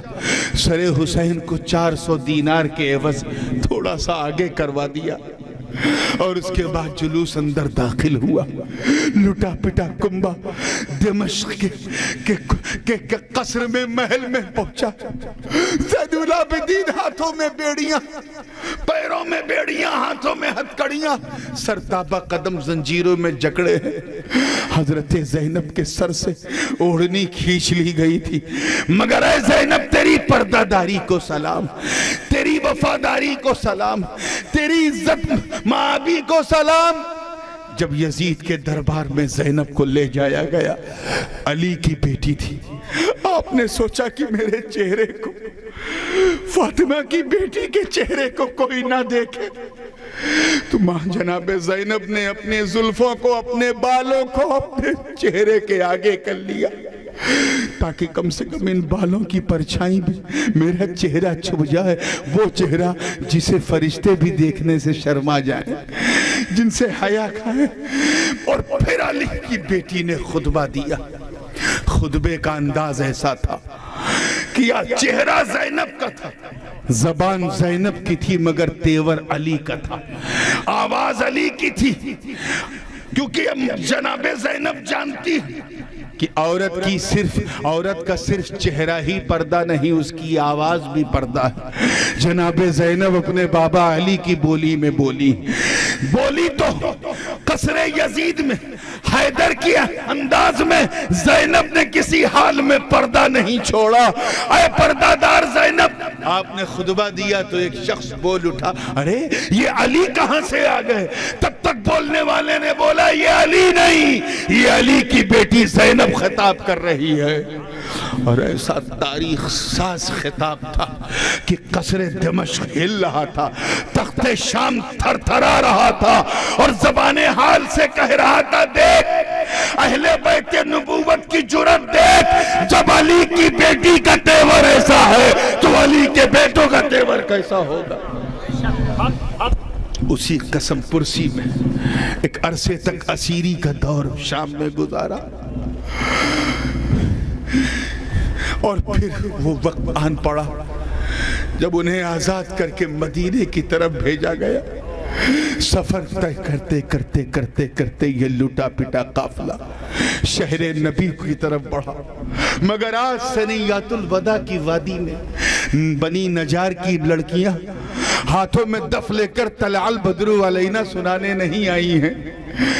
جہاں کل حسین کے نانا 50 سال پہلے گئے تھے، تو بنی نجار کی بیٹیوں نے طلع البدر علینا کہا تھا، آج وہ چیخ چیخ کے فرق البدر عنا کہہ رہی ہے۔ وہ چاند ہم سے رخصت ہوا، وہ چراغ ہم سے رخصت ہوا۔ مدینے کے بچے بچیاں مرد عورت بے دست و پا ہو کر ثنیات الوداع کے قریب پہنچ کر جناب زینب کے لٹے ہوئے قافلے کو دیکھ کر چیخنے لگی، اپنے حسین کی یاد میں بلبلانے لگی۔ چلتے چلتے جناب زینب نے سب سے پہلے اپنے نانا جان کو سلام کیا، پھر بقیع الغرقد کی طرف آ کر اپنی والدہ مخدومہ کو سلام کیا، اپنے بھائی حسن کو سلام کیا، اور سر حسین کو وہیں رکھ دیا، وہیں دفنا دیا، اور تمام بقیع الغرقد کے لوگوں کو سلام کیا، اور اپنی آپ بیتی کو ایک ایک کر کے سب سے بیان کیا۔ یہ داستان کربلا ہے، عجیب غریب سادہ و رنگی ہے داستان عرب، عجیب و غریب داستان ہے۔ یہاں پاور والوں سے اس کو صبر میں آزمایا جا رہا ہے، طاقت والوں کو صبر سے آزمایا جا رہا ہے، ہمت والوں کو بھوک سے آزمایا جا رہا ہے، ہیبت اور جرات والوں کو پیاس سے آزمایا جا رہا ہے۔ اے حسینیوں، اگر ایسی کوئی آزمائش آئے تو حسین کی پیاس یاد کر لینا، غم ہلکا ہو جائے گا۔ اگر مال کم ہو تو حسین کی بے بسی یاد کر لینا، غم ہلکا ہو جائے گا۔ اگر گھر میں جانے ایک کے بعد نکلنے لگے تو حسین کی بے کلی یاد کر لینا، غم ہلکا ہو جائے گا۔ اگر تمہیں خوف لاحق ہو تو حسین کا خوف یاد کر لینا، غم ہلکا ہو جائے گا۔ اگر سچے حسینی تو حسین کے صبر و استقامت کے دامن کو تھام کر چلو، تاکہ تیرے چلنے کو دیکھ کر لوگوں کو صبر کی تلقین مل جائے، لوگوں کو ہمت مل جائے، لوگوں کو استقامت مل جائے، اور زبان حال سے لوگ کہنے لگے، اے حسین، جس نے آپ کے سر کو قتل کر دیا، کاٹ دیا، اس کی نسلیں تو مٹ گئیں، مگر حسین آپ کٹوا کے بھی اتنا پھیلے کہ گھر گھر میں حسین، ہر نگر میں حسین، ہر دل میں حسین، ہر جا میں حسین، ہر شہر میں حسین، ہر ڈگر میں حسین، امریکہ سے لے کے آسٹریلیا تک، یورپ سے لے کے افریقہ کے جنگلوں تک، ارے صرف مریدوں کے نعرے میں نہیں، بلکہ سچی بات یہ ہے کہ بستی بستی میں حسین، قریہ قریہ میں حسین۔ بے شک حق حق، نعرہ تکبیر، نعرہ رسالت، فیضان تاجدار کربلا۔ یہ وہی لوگ ہیں جن کے لیے کہا اولئک علیہم صلوات من ربہم ورحمہ، اور انہی پر اللہ کی رحمت ہے اور یہی ہدایت یافتہ ہے۔ تو آج کے اس کٹھن دور، اس وبائی سرکمسٹانسز پر افسوس نہ کرو، بلکہ عبرت لو۔ ہم سے وہ کون سی خطا ہو گئی، کون سی غلطی ہو گئی کہ ہمیں آزمایا گیا۔ اب جب آزمایا گیا ہے تو حسین کا صبر مل جائے، تاکہ اسی حسینی دل کی دھڑکن پہ ہاتھ رکھ کر ہم باقی زندگی خوشگوار ماحول میں گزاریں۔